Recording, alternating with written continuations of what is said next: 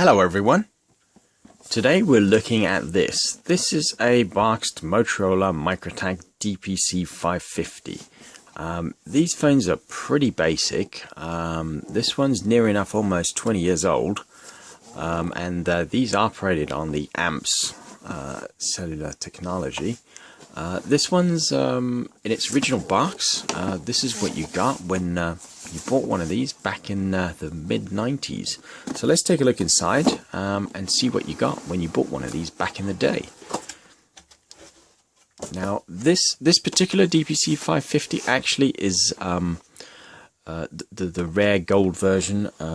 It's limited edition for the simple fact that it has the Olympics logo on it from 1996. So this one isn't quite 20 years old yet, but in a year or two it will. So right off the bat you got some programming guides and whatnot, a manual, and you got the usual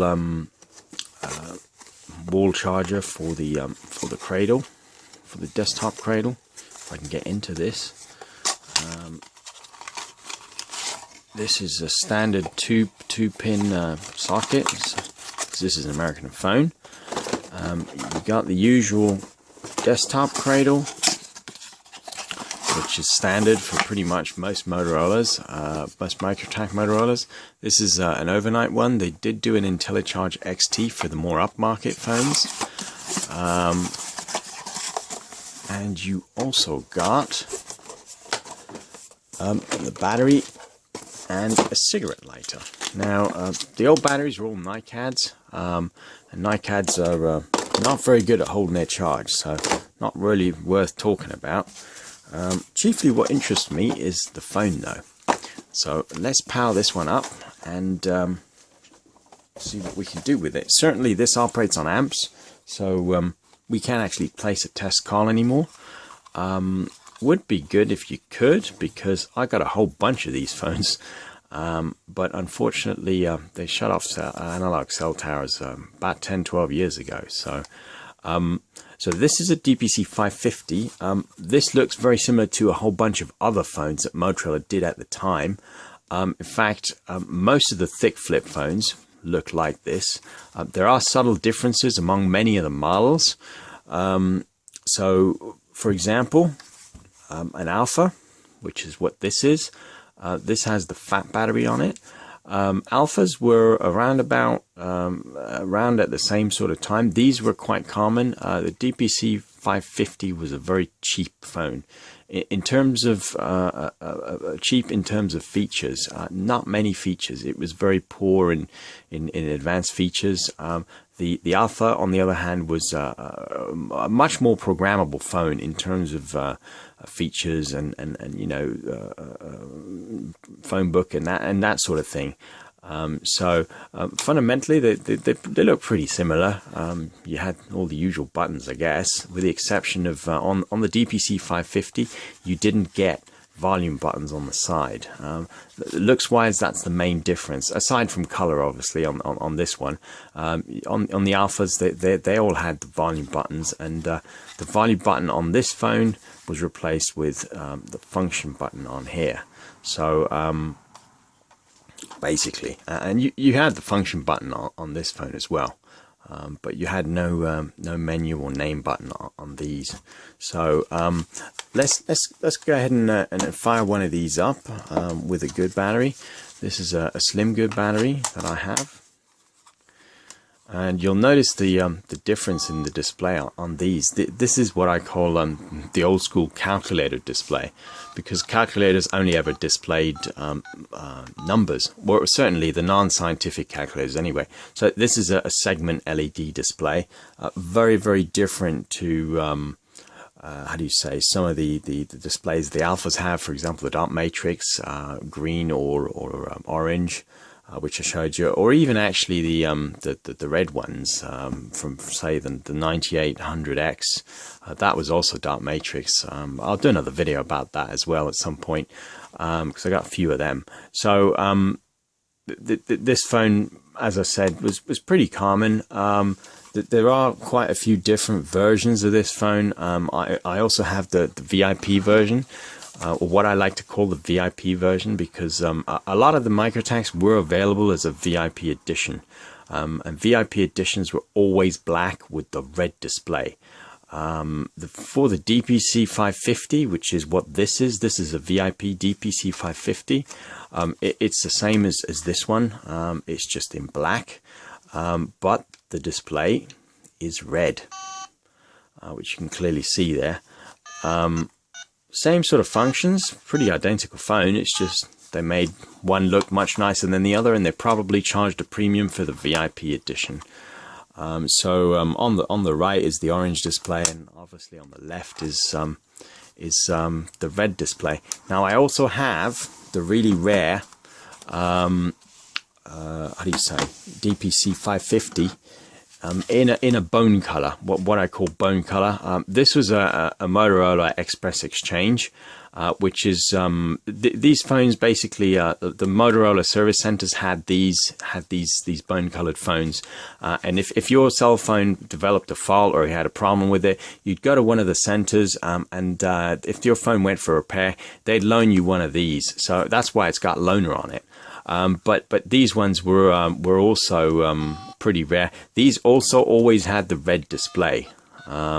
Certainly the loaners, they did do bone colored ones without the red display, but I've never seen one. Apparently they do exist. I had a chat with a fellow phone collector, and he seems to think he's seen one. I have yet to see one. So what's important to note on the loaner phones is that the buttons are different yet again. If you look at all the other DPC550s, the bottom buttons on this one are volume and function, On this one, it's volume and lock, because the loaner phones, they didn't let you change any of the parameters in the phone. They didn't want people who had this phone as a loaner to go messing around with the menu functions or any other thing, or even to put their own numbers in the phone. Because if the service center had to delete all the numbers every time the phone came back, imagine the amount of headache that would be for the guys there. So they actually switched the buttons here, and as far as I know, this phone does not have a phone book in it. I struggled to put a number in and get it to store it. It does have the buttons for it, but for some reason it just won't store them. I don't know, maybe I'm doing something wrong. If you guys know different, post a comment, let me know. This one actually has the original cellophane on it, and as far as I know, this one, I believe, has never actually been used. Let me just see what number is assigned to it. So yeah, cumulative 0. So this has never ever even placed a test call, this handset. So that's pretty cool. I'm quite happy with that. So that's pretty much all I have to say. It's worth noting that, like I said, they did these in a plethora of colors. Certainly the VIP version, they did the gold version as well. And they did obviously this version, which is again a sort of gray sort of version. And they did the light gray as well, which is what this is. I'm going to quickly fire this one up just so you get the idea of what the displays are. Certainly, if you're into collecting cell phones like I am, and I've been collecting for quite some time, it's always nice to have all the different variants of each model. Certainly the VIP, the bone, the limited edition Olympic, the light gray, and then the darker shade of gray as well. So this will have the segment display, segment LED display, what's known as calculator display. Basically, if you think function, the way you changed anything on this phone was just to hit function, and then they had a couple of buttons assigned. So I think function 5 was lock, function 6 might have been mute for M. L was obviously on key 5, function 4, I don't know what it was, but you only had a handful of functions, and you press F of the function key, and then you did you had to remember what button was which, and that was it. There was no menu, there was nothing. That was it. That's how you changed the functions on this. And volume, you basically held it down and increased it, or held it down again and it decreased it. and that was how you change the volume. Pretty basic, really. I mean, it's about as basic as you can get.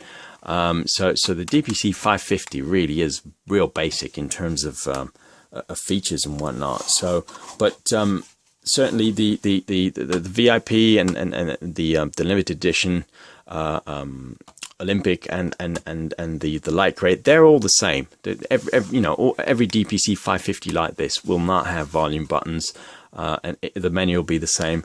Even the VIP models. It's worth noting, actually. I mentioned this, but this is the DPC550 VIP. It's quite easy to confuse an Alpha VIP. On my left is the Alpha VIP. On my right is the DPC VIP.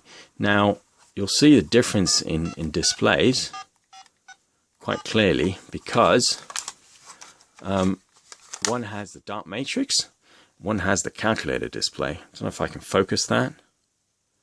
Did it not focus? Let's try that again.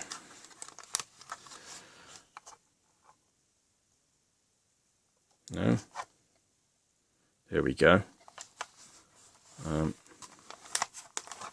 Right, let's try that again. So you'll see on the left you have the nice dot matrix display, and on the right you have the calculator display, or what I call the calculator display. It's a segment LED display. Both obviously had the extendable antenna, which was really for aesthetics. The actual antenna is just a coil in this base here. To the untrained eye, if these weren't powered on, they look pretty identical. Considering both of these had a Motorola written on it, you can just about tell the gold Motorola writing. Unfortunately, on here it's completely disappeared. To the untrained eye, if they were sat side by side, it'd be very difficult to tell. It's worth making a note that the Alphas always have the side volume button keys. Certainly, I've not seen an Alpha without them. So if you know any different, obviously let me know. Certainly, out of all the phones that I have, the Alphas always had volume keys. So that's pretty much all I have to say. Like I said, it's a shame we can't power these on. It'd be real nice to actually have a couple of these in service. To give you some sort of idea, how people made and received phone calls back in the day. At the time, if you think about it, when the Microtacs were quite established, sort of 1994, 1995, Motorola did also release a couple of brick-style phones, like Dynatac-style phones, like this, for example. They did a whole bunch of classics. Here's one. Here's another version. And it did one of these, which is a meteor. Now, these are quite common. You can pick these up for next to nothing, really. Certainly the classics and the meteor. These were all sort of released 94, 95. So these were in direct competition with the Alphas and the DPC550s. But of course, most people preferred the 550s because they were a lot lighter and easier to carry in your shirt pocket. You couldn't stick that in your shirt pocket, maybe in your trouser pocket, but certainly not in your shirt pocket. So just to give you an idea of what was available at the time as an alternative to the Microtacs in terms of phones. Obviously there was Nokia had phones out, and various other manufacturers as well. But for amps, Motorola basically dominated the market. I will quickly show you this. This was also available around about 1994, 1995. This is a rare gold edition, and I will show you this because this has a real nice yellow display. It has the lovely dot matrix display.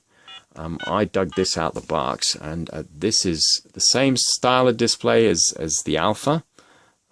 If I can get it to focus. No, maybe not. Here we go. You can just about tell the numbers and the dot matrix style display. So pretty neat, I think. Certainly you'd pay a premium to have the gold edition of this phone. So that's pretty much all I have to say about the Alphas and the DPC550s as well. Check out the other video for the Alphas. I did go into more detail. There's a sort of pink Alpha. and I go into more detail about that in the other video. But don't forget to subscribe and like and share the videos. So thanks for watching.